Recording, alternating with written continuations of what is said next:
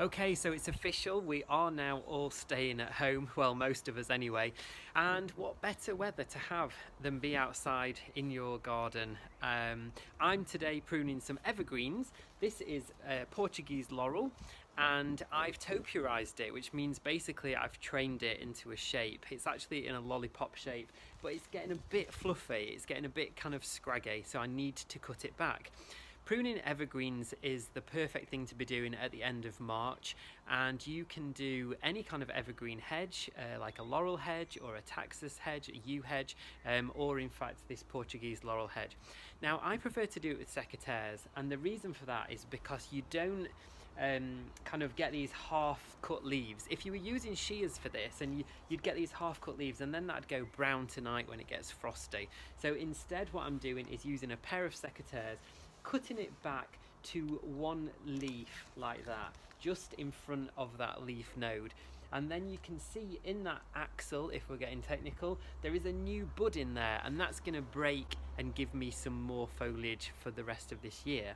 Now, if I only cut that little bit off, it is going to throw out two new shoots that are going to grow to about this long, and so this is going to get quite unruly. So I do have to be quite brutal with this, cut it quite hard back now, and then it will get loads of new leaves on it and look stunning throughout the summer. So I've been encouraging you to send in questions to me, and we've had some, but I need more. Okay, so today's question is from Carl and Keeley, and they say that they've been given some bulbs. We've identified them as lily bulbs, and they asked me where's the best place to plant them.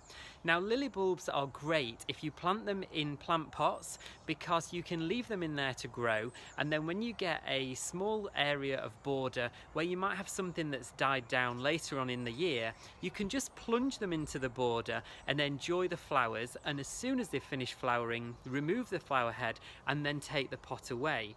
If you can't be bothered with all that faff, and you will need to make sure you remember to water them, you can plant them in the ground about now, and plant them in somewhere that has an earlier flowering section. So for example, if you've got something like a salvia that flowers kind of May, June time, plant it in amongst the salvia. It'll be easy to do at the moment because there's no leaves on there.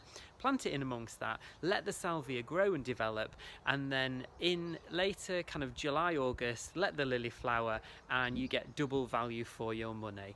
I hope that's helped out with your tip, and until next time, oh, don't forget to follow me on hashtag keep the nation gardening. Until tomorrow, bye bye.